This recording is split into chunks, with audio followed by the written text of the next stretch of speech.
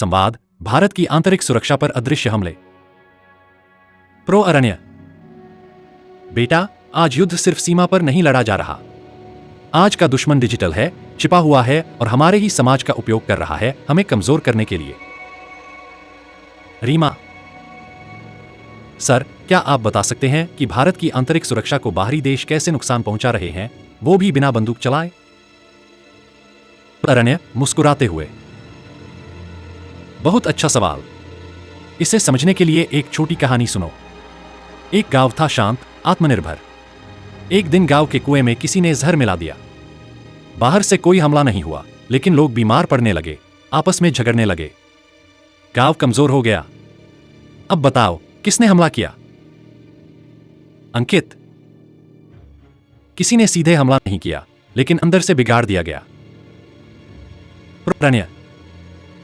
बिल्कुल, यही होता है जब पाकिस्तान से आतंकी, चीन से साइबर हैकर्स, नेपाल बांग्लादेश से तस्कर हमारे समाज में जहर घोलते हैं, नकली नोटों से, नशे से, वैचारिक कट्टरता से। निशा। सर, नकली नोटों से क्या बड़ा खतरा हो सकता है? प्रो अरण्य। मान लो सरकार 1000 रुपए की नोट छापती है और तुम्हारे घर के नीचे एक छुपा प्रिंटर भी वैसी ही नोट छाप रहा है। तुम सोचते हो सब बढ़िया चल रहा है, लेकिन असल में देश की अर्थव्यवस्था डूब रही है। पाकिस्तान की आईएसआई नेपाल और बांग्लादेश के रास्ते नकली भारतीय मुद्रा भेजती है। इससे आतंकी भी फंड होते हैं और अर्थव्यवस्था भी बिगड़ती है।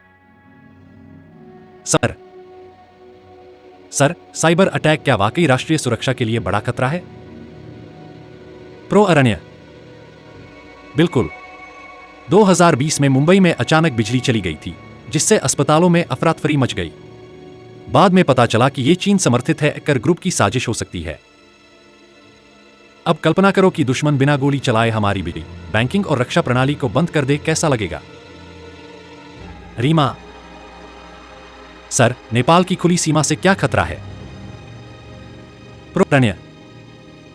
नेपाल के साथ हमारी ऐतिहासिक मित्रता है, लेकिन चीन अब वहां राजनीतिक और आर्थिक रूप से गहराई से घुस चुका है।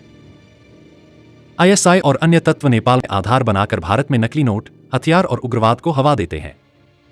यही रास्ता नक्सलियों और वामपंथी चरमपंथियों तक भी जाता है। अंकित। और नशे की तस्करी। प्रो अरण्य। हीरोइन से हथियार तक का रास्ता अब आम हो गया है। पाकिस्तान पंजाब में नशे के जरिए युवाओं को खोखला करता है। उत्तर पूर्व में म्यांमार से ड्रग्स आता है। ड्रग्स से जो पैसा बनता है, उसी से आतंकवाद को फंड किया जाता है। प्रो अरण्य।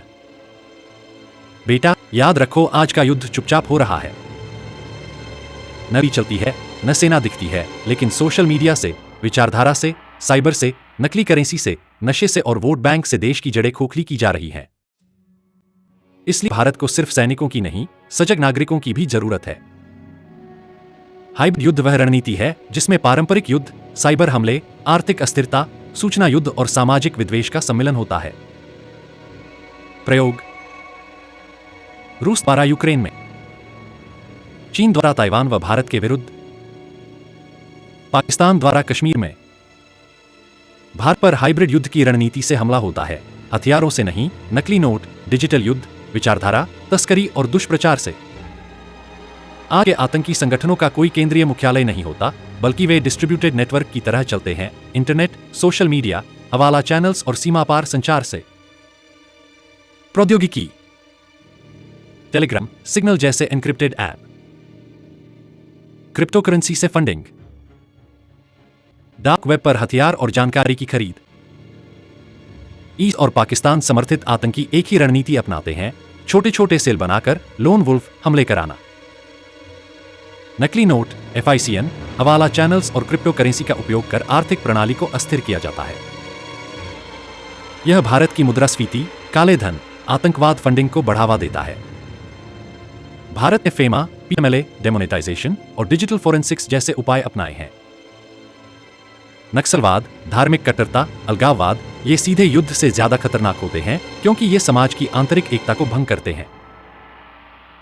विदेशी NGO और विचारधारात्मक संस्थान मानवाधिकार, धर्म की स्वतंत्रता जैसे नारों के नाम पर आंतरिक विद्रोह को वैधता देते हैं।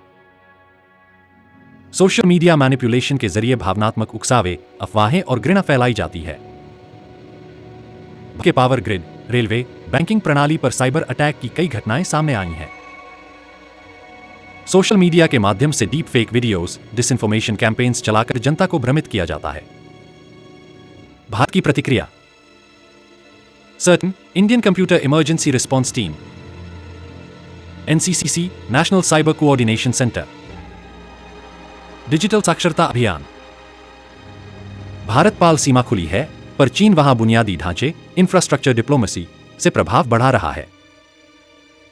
आईएसआई और चीनी एजेंसियां नेपाल के रास्ते भारत में घुसपैठ, नकली नोट व उग्रवाद को बढ़ावा देती हैं। संकट, अवैध घुसपैठ, तस्करी, drugs, weapons, fake ID network का निर्माण, जनसांख्यिकीय संतुलन में विघटन, अंतरराष्ट्रीय नेटवर्क, पाकिस्तान से पंजाब तक गोल्डन क्रेसेंट, म्यांमार से मणिप्रसम तक गोल्डन ट्रायंगल, भारत के युवाओं को नशे में धकेलना, मादक पदार्थों की कमाई से आतंकवाद को फंड करना, सामाजिक ढांचे को खोखला बनाना। युद्ध बदल गया है। भारत की सुरक्षा सिर्फ सेना की जिम्मेदारी नहीं, जागरूक नागरिक की भी पहली पंक्ति होती है। महाभारत में दुर्योधन का युद्ध केवल शस्त्रों से नहीं था, वह छल, भ्रम, वाक्य प्रहार और विभाजन से भी लड़ा गया। धर्मो रक्षति रक्षितः, धर्म, सत्यनीति वही रक्षा करता है जो स्वयं रक्षित हो। जब आंतरिक नीतियां और चेतना दुर्बल हो जाए तो बाह्य शत्रु बिना युद्ध किए जीत जाता है। आज के नकली नोट, अफवाहें, नशा, साइबर हैकिंग यही आधुनिक माया अस्त्र हैं। कौटिल्य, चाणक्य लिखते हैं, कोश मूलोदंड, राज्य की रक्षा, सेना, नीति सबका मूल कोश राजकोष है। यदि शत्रु नकली मुद्रा से अर्थतंत्र को दूषित कर दे तो राज्य बिना युद्ध हारेगा। आज हवाला और नकली नोट उसी कोश प्रणाली को नष्ट करने का अस्त्र है। पतंजलि कहते हैं, वैराग्यं च इंद्रिय निग्रह। जब तक इंद्रियों का संयम न हो, बाह्य शत्रु से नहीं, भीतरी इच्छाओं से हार निश्चित है। केवल शरीर नहीं, समाज और राष्ट्र की चेतना को शिथिल करता है। आज भारत के युवाओं को नशे से कमजोर करना आधुनिक कामबीज का राजनीतिकरण है। येन मनः जितन सही जितन जगत, उपनिषद। जो अपने मन को जीत लेता है वही जगत को जीतता है। आज विदेशी ताकतें विचारों के माध्यम से हमारे समाज को तोड़ रही हैं। जाति, धर्म, भाषा, लिंग जैसे भावनात्मक द्वारों से। बौद्ध और उपनिषद परंपरा में चेतावनी दी गई है, बाह्य शत्रु से पहले मोह और अविद्या से लड़ो। ऋग्वेद में कहा गया है, वाचस्पतियः प्रणोति यज्ञम। ज्ञान और वाणी का आदान प्रदान यज्ञ है। आज की सूचना क्रांति, इंटरनेट आधुनिक यज्ञ है। लेकिन जब इसमें अफवाह, हेट स्पीच, फेक न्यूज जैसे राक्षसी हविष्य डाले जाए तो यह अज्ञान यज्ञ बन जाता है। राज्यस्य सीमायां प्रमादो महाघातः मनुस्मृति। सीमाएं सिर्फ भौगोलिक नहीं होती, वे सांस्कृतिक, वैचारिक और नीति की भी होती हैं। सीमाओं पर ध्यान नहीं दिया जाता तब चीन नेपाल में कूटनीति फैलाता है, आईएसआई विचारधारा भेजता है और तकर समाज में बीज बोते हैं। भीष्म पितामह कहते हैं,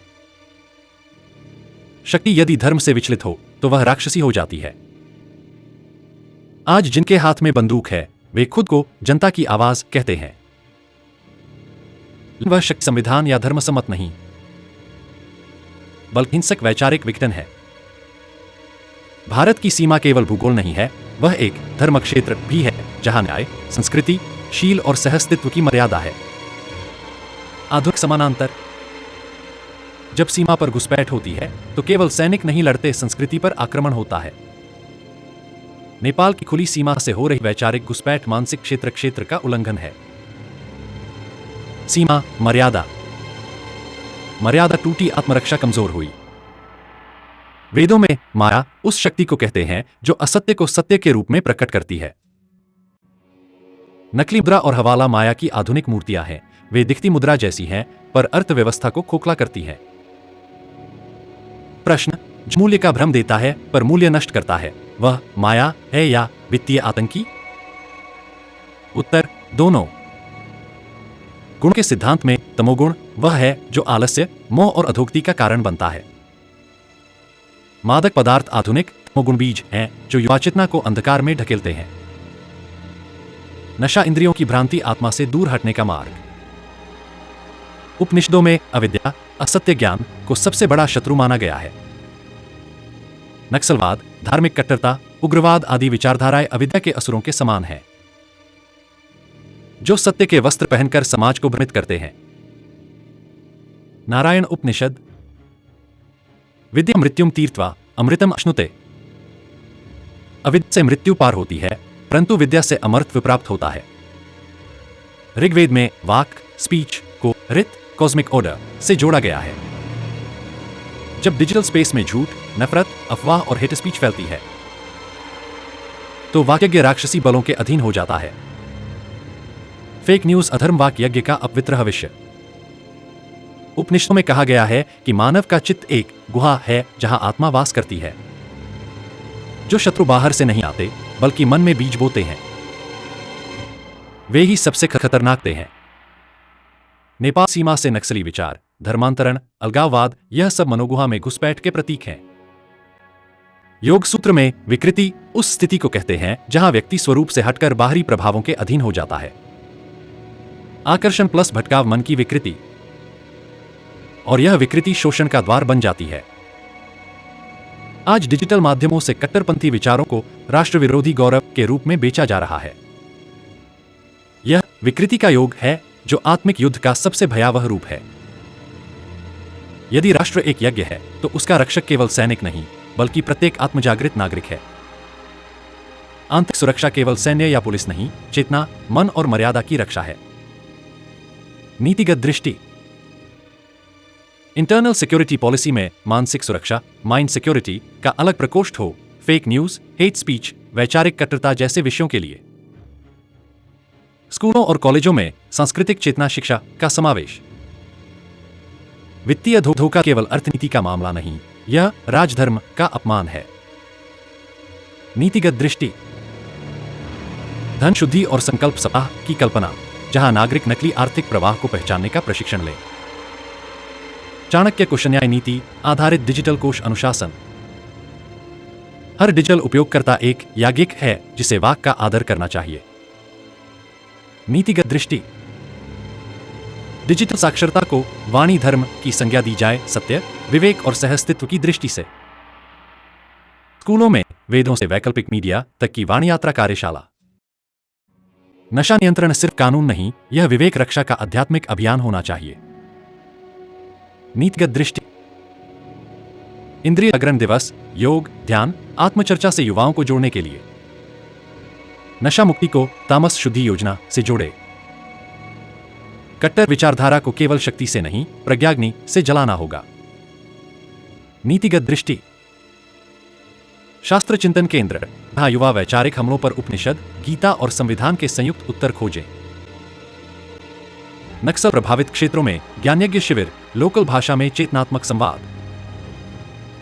राष्ट्र की सीमा उसकी सांस्कृतिक आत्मा है, उसे तकनीकी से नहीं, संस्कारों से भी बचाया जाए। नीतिगत दृष्टि। सीमांत संस्कृति संरक्षण योजना, जहां सीमा के गांवों में सांस्कृतिक उत्सव, आस्था और कला को प्रोत्साहन मिले।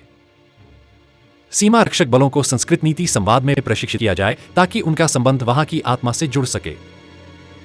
भारत की सुरक्षा का भविष्य होगा राजऋषि की बुद्धि प्लस एआई की क्षमता प्लस योग की स्थिरता। नीतिगत दृष्टि। सह सुरक्षा रणनीति, जिसमें मानव प्लस सहयोग हो। ऋषि प्रेरित एआई मॉडल जो नीति, विवेक और करुणा से निर्देशित हो। यह यज्ञोध्यायते तत्र राष्ट्रं नश्यति नहीं। जहां यज्ञ केवल बाहर होता है, भीतर नहीं, वहां राष्ट्र नष्ट होता है। आज हमें चाहिए भीतर का यज्ञ, जहां प्रत्येक नागरिक खुद को संरक्षक याजक माने।